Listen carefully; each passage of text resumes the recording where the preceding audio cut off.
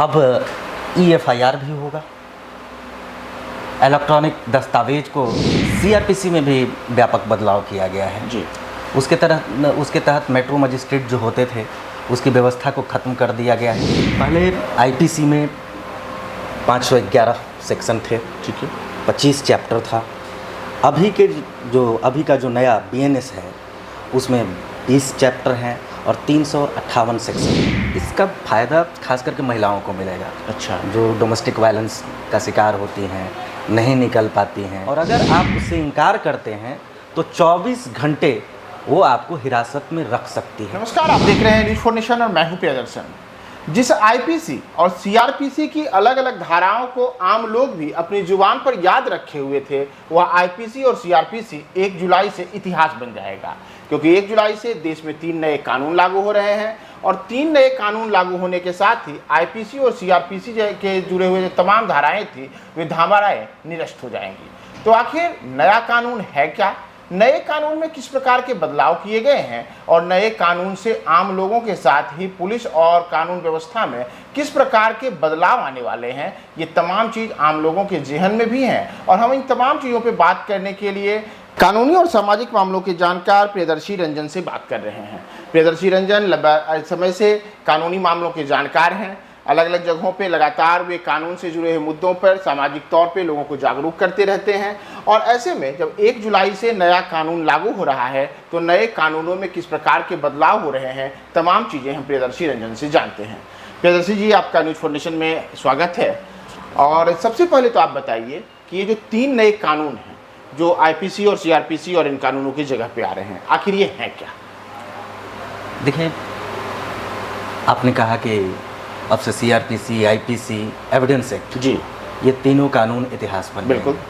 इन तीनों कानूनों के जगह पर नया कानून, 3 नए कानून, भारतीय न्याय संहिता, भारतीय नागरिक सुरक्षा संहिता और भारतीय साक्ष्य अधिनियम 2024 जी 1 जुलाई से लागू हो जाएगा।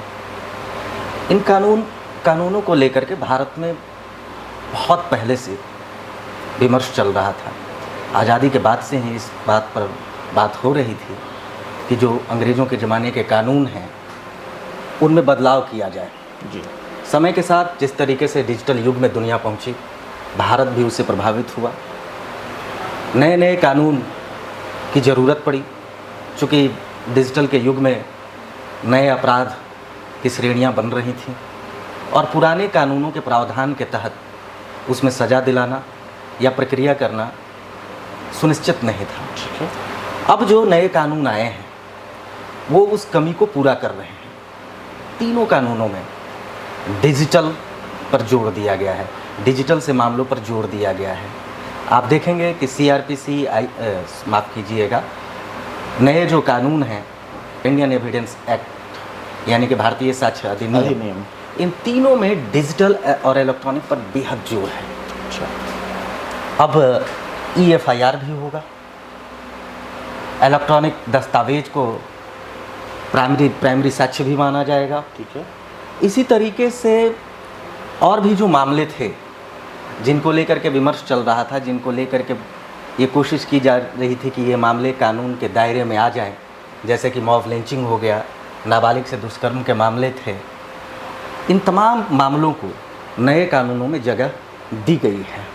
इस तरीके से ये जो कानून है या जो कानून आ रहा है पूरी तरीके से नए तेवर के साथ है, नए क्लेवर में है और समय के साथ है। जी, आपने बताया कि ये तमाम जो तीनों के तीनों नए कानून आ रहे हैं, नए तेवर, नए क्लेवर और समय के अनुरूप हैं। तो आखिर जिस समय के अनुरूप की बात करते हुए भारतीय कानून न्याय संहिता, भारतीय नागरिक सुरक्षा संहिता और भारतीय साक्ष्य अधिनियम लाया गया है, तो इन तीनों को लाने के पीछे सरकार की ओर से जो नई योजनाएं बनाई गई हैं उसमें नए कानूनों में किस प्रकार के बदलाव किए गए हैं? देखिए, मैं एक एक करके बताता हूँ। हाँ, पहले हम लोग एक एक करके। देखिए, IPC की जगह भारतीय न्याय संहिता आ रहा है। जी। न्याय संहिता में व्यापक बदलाव किए गए हैं। IPC जो पहले बड़ा था, भारतीय न्याय संहिता में उसे छोटा कर दिया गया है। उसके सेक्शन में कटौती की गई है।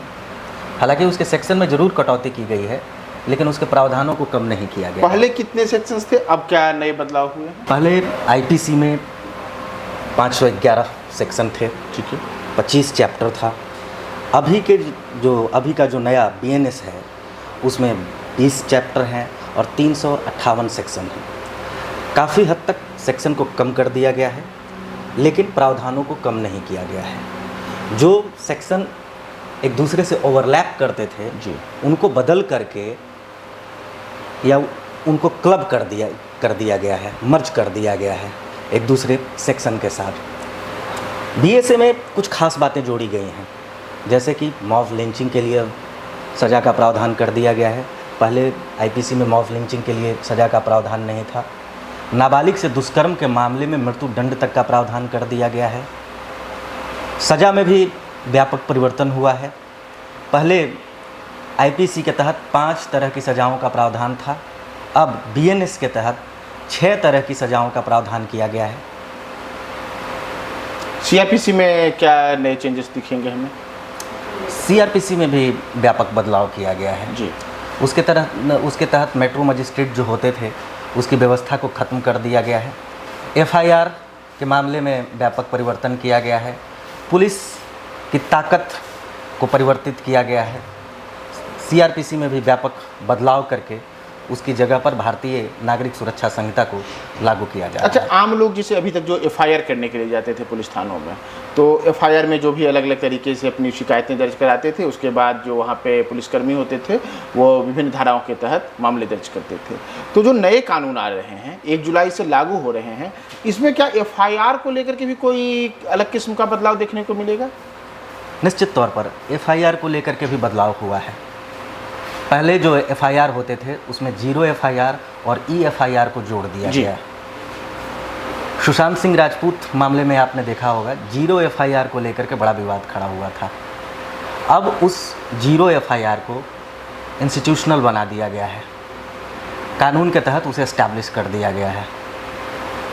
0 FIR होता क्या है, पहले इसको समझना चाहिए। 0 FIR होता है कि कोई पुलिस अधिकारी अपने अधिकार क्षेत्र से बाहर होने वाली घटनाओं पर मामला दर्ज करता है। अधिकार क्षेत्र क्या है? अधिकार क्षेत्र का उसका जो क्षेत्राधिकार है, जुरिडिक्शन है जी, उस जुरिडिक्शन टेरिटरी के बाहर, अपने क्षेत्राधिकार के बाहर जो मामला दर्ज करता है उसे 0 FIR कहते हैं। ठीक है। 0 FIR अब पूरे भारत में लागू होगा।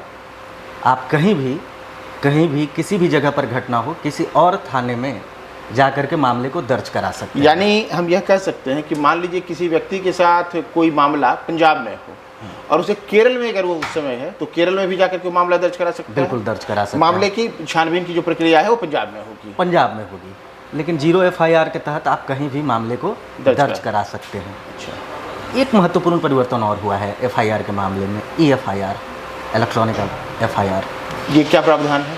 इसके तहत आप पोर्टल पर जा कर के मामले को दर्ज करा सकते किसके हैं। पोर्टल पर? राज्य सरकार अलग अलग पोर्टल व्यवस्था करती है जिसके तहत आप उस पोर्टल पर जा कर के FIR दर्ज करा सकते हैं। विभिन्न राज्यों के अपने अपने पोर्टल हैं। अच्छा। बिहार का अलग है, मध्य प्रदेश का ठीक अलग है। है। अब ये पोर्टल चल भी रहा था, लेकिन ये छोटे छोटे मामलों के लिए था। मतलब मसलन कि मोबाइल खो गया या इस तरीके के जो मामले थे उसके लिए चल रहा था। अब किसी भी मामले को आप EFIR करवा सकते हैं। आप पोर्टल पर जाएं, वहाँ मामले को रजिस्टर्ड करें।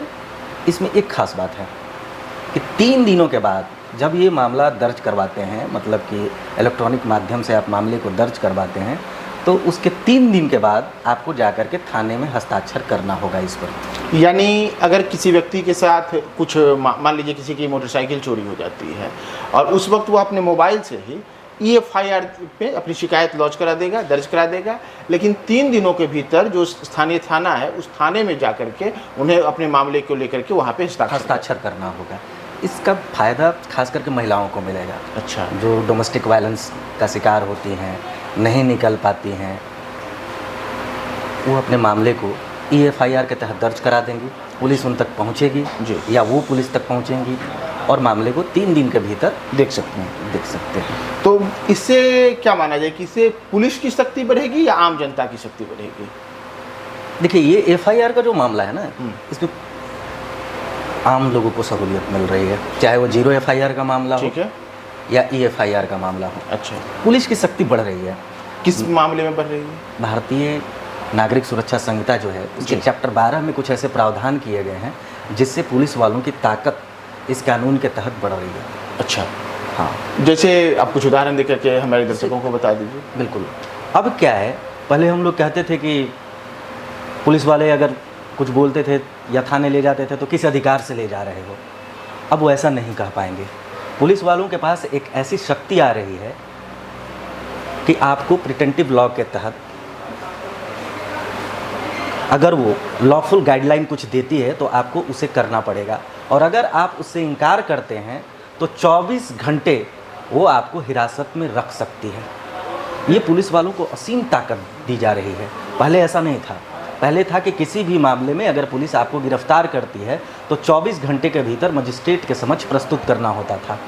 अब 24 घंटे आपको हिरासत में रख सकती है। ये इस कानून जी, मैं एक बार प्रियदर्शी जी आपको टोकना चाहूँगा कि क्या जैसे पहले क्या होता था, किसी को वारंट के आधार पर ही पुलिस उठाती थी, तो क्या बिना वारंट के राह चलते पुलिस उठा सकती है? बिना वारंट, यही मामला है कि बिना वारंट के भी ये पुलिस गिरफ्तार कर सकती है। गिरफ्तार कर सकती है कि हिरासत में ले सकती है? गिरफ्तार हिरासत जो कह लीजिए जी। उसको, हाँ, थाने में बंद कर सकती है 24 घंटे के 24 लिए। घंटे 24 घंटे के लिए।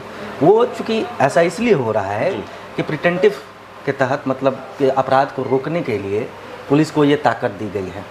यानी कि पुलिस को अगर ये किसी व्यक्ति पर, मान लीजिए ABCD नाम का व्यक्ति है, तो ABCD पर पुलिस को अगर किसी चीज़ को लेके अपना संदेह है तो संदेह के आधार पर उसे पुलिस उठा करके और 24 घंटे अपराध को रोकने के लिए, अपराध को अब घटनास्थल पर, अगर घटनास्थल पर पुलिस पहुंचती है या दो लोगों के बीच में मसलन के झगड़ा हो रहा है जी, और पुलिस पहुंचती है और आपको कुछ कहती है कि आप ऐसा करें, ठीक है, लॉफुल गाइडेंस, ठीक है। उसमें एक टर्म है लॉफुल गाइडेंस, तो अगर कहती है और उसे आप नहीं मानते हैं तो आपको गिरफ्तार कर सकती है। अच्छा, और ये पेटी ऑफेंस में, क्षुद्र अपराधों में ऐसा जोड़ा गया है। लेकिन क्या है कि ये कौन तय करेगा कि लॉफुल गाइडलाइन है या नहीं है? ये तो पुलिस वाले ही तय करेंगे। मान लीजिए कोई व्यक्ति, मान लीजिए कोई संगठन जुलूस निकाल रहा है, हाँ हाँ, पुलिस ने कहा कि आप यहाँ से आगे नहीं बढ़ेंगे, तो अचानक पुलिस ऐसे तमाम करने वाले लोगों को 24 घंटे के लिए इसकी हिरासत में समीक्षा होगी। ये देखना होगा कि पुलिस वाले इसको किस तरीके से लेते हैं, क्योंकि जो उसमें प्रोविज़न है जी, उसमें लिखा गया पेटी ऑफेंस, क्षुद्र अपराध, क्षुद्र अपराध, और लेकिन क्षुद्र अपराध को डिफाइन नहीं किया गया है उस सेक्शन में बाकायदा कि ये क्षुद्र अपराध क्या क्या होंगे। तो ऐसे में पुलिस, यानी कि पुलिस अपने विवेक का इस्तेमाल करेगी कि क्या है क्षुद्र अपराध, क्या नहीं है। यानी पुलिस की ताकत कई गुना एक तरीके से हम कह सकते हैं कि बढ़ जाएगी इस मामले में। तो दिख रहा है, इसकी समीक्षा होगी, साल 2 साल के बाद पता चलेगा कि पुलिस इस ताकत का इस्तेमाल कैसे कर रही है। अच्छा, नए जो तीनों कानून आ रहे हैं 1 जुलाई से लागू हो रहे हैं, इसे आप अपने नज़रिए से क्या देखते हैं? क्या ये समय की मांग है या फिर इसमें कुछ ज़्यादा ही 2 कदम आगे बढ़ चुकी है सरकार? नहीं, ये समय की मांग है। अच्छा, ऐसा होना ही चाहिए था। लंबे अरसे से ये मांग चल रही थी कि पुराने कानूनों के जगह नए कानून को लागू किया जाए, क्योंकि कई ऐसे अपराध की श्रेणियां बन रही थीं जिनको पुराने कानून में जगह नहीं मिला था, नए कानून की ज़रूरत थी। ये नया कानून व्यापक भी हुआ है जी, और ये कानून इस मामले में महत्वपूर्ण है कि न्याय देर से मिलती थी। अब न्याय को समय पर दिलाने की कोशिश इन कानूनों के माध्यम से की जाएगी। हालांकि ऐसा सरकार का दावा है, ऐसा अमित शाह ने कहा भी था कि हम, गृह मंत्री अमित शाह जब इस कानून को बना रहे थे, वे वैसे तो बधाई के पात्र हैं कि इन्होंने इतना बढ़िया कानून बनाया है, और वे उन्होंने ये भी कहा कि इस कानून के माध्यम से हम यह सुनिश्चित करेंगे कि फौजदारी मामलों को 3 सालों के भीतर निपटा दिया जाए। आपको क्या लगता है कि जो नए कानून आए हैं, इससे वास्तव में जो कानूनी प्रक्रियाएं होती थी अदालतों में, लंबे अरसे तक मामले चलते रहते थे, तो तारीख पर तारीख का जो सिलसिला है वो कमेगा? बनाया तो इसीलिए गया है। अब इसकी समीक्षा होगी, क्योंकि ये जब लागू होगा तो साल 2 साल इस पर इंतज़ार करना होगा। भारत के CJI का मैं एक स्टेटमेंट आपको कोट करना चाहूँगा। उन्होंने कहा कि इन मामलों को, इनका ये जो कानून है ये बहुत युगांतकारी है, लेकिन बेसिक इंफ्रास्ट्रक्चर में निवेश करने की ज़रूरत है ताकि इन कानूनों को सही मामले में अमली जामा पहनाया जा सके। क्योंकि जो कानून आए हैं उसमें डिजिटल पर जोड़ है, इलेक्ट्रॉनिक पर जोड़ है, तो उसके लिहाज से फॉरेंसिक मामलों की जांच वगैरह होगी, लैब की प्रधानता बढ़ेगी, तो उसके लिए आपको इंफ्रास्ट्रक्चर विकसित करना होगा। चंद्रचूड़ साहब ने एक और बातें कही थी कि अगर आप विश्व स्तरीय ढांचे की बात करते हैं अन्य क्षेत्रों में, तो न्याय के क्षेत्र में भी वह होना चाहिए। अच्छा, तो ये नए कानून आए हैं, तीनों जो नए कानून लाए जा रहे हैं 1 जुलाई से लागू हो रहे हैं, तो आपको क्या लगता है कि इन कानूनों को बेहतर तरीके से क्रियान्वित करने के लिए थाना स्तर से लेकर के अदालती स्तर तक दोनों जगहों पर कुछ नए इंफ्रास्ट्रक्चर को डेवलप करने की आवश्यकता है? हाँ बिल्कुल, इंफ्रास्ट्रक्चर डेवलप करने की ज़रूरत होगी। क्योंकि देखिए अब क्या है ना कि इन नए कानूनों के तहत जो भी जघन्य अपराध हैं जी, उन मामलों का घटना स्थल पर वीडियो रिकॉर्डिंग होगा। अगर किसी चीज़ को आप जब्त करते हैं या सर्च वारंट करते हैं, कुर्की करते हैं, तो उसका भी वीडियोग्राफी जी होगा। फॉरेंसिक चीज़ों से चीज़ें निर्धारित होंगी। जी, इलेक्ट्रॉनिक को प्राइमरी एविडेंस अब मान लिया गया है। जिस तरीके से रिटन को माना जाता था, अब इलेक्ट्रॉनिक मामलों को भी प्राइमरी एविडेंस मान लिया गया अच्छा, है। इलेक्ट्रॉनिक मामले को जैसे जो अभी आप बता रहे हैं, तो इसमें क्या मान लीजिए कि कोई व्यक्ति किसी का वीडियो कोई जारी करता है, अभी होता था कि ये जो है वीडियो फर्जी तरीके से ऐसा है, तो क्या भी इसको माना जाएगा? अगर वो वास्तविक है तो उसको सही माना जाएगा। अभी तो देखिए इसमें एक चीज़ मैं बहुत जोड़ना चाहूँगा, क्या है कि अभी जैसे अखबार था ना, अखबार की खबर को आप डॉक्यूमेंट्स मानते थे। हाँ, लेकिन टीवी पर चलने वाले खबरों को आप डॉक्यूमेंट्स नहीं मानते थे। लेकिन अब माना जाएगा, यानी कि टीवी साथ ही साथ जो डिजिटल रूप से हाँ, ये अब माना जाएगा। अगर उसको असली है जी, तो उसको प्राइमरी एविडेंस माना जाएगा। आप कुछ वॉइस रिकॉर्ड किए हैं, वो एविडेंस है। आपके लैपटॉप में कोई चीज़ है, वो एविडेंस है। अच्छा, अब उसको बाकायदा जोड़ दिया गया है। पहले भी वे मामले थे, उनको माना जाता था, लेकिन प्रावधान नहीं था कानून में। अब उसको बाकायदा कानून के तहत जोड़ दिया गया है, प्रावधान कर दिया गया है। तो 1 जुलाई से देश में जो 3 नए कानून लागू हो रहे हैं, तीनों लागू होने वाले कानूनों से देश में किस प्रकार से आम लोगों में पर इसका असर पड़ेगा, साथ ही साथ पुलिस से लेकर के जो अदालती कामकाज होते हैं इसमें इनके किस प्रकार से बदलाव आएंगे, इन तमाम चीज़ों की जानकारी हमें दे रहे थे कानूनी एवं सामाजिक मामलों के जानकार प्रियदर्शी रंजन, जिन्होंने हमें बताया कि कैसे इन कानूनों के लागू होने से आम लोगों के लिए अब जो CRPC, IPC की जो धाराएं थी, उन धाराओं की जगह पर अब इन धाराओं की जो नए कानून हैं, नए कानूनों के तहत तमाम कानूनी प्रावधान शुरू होंगे।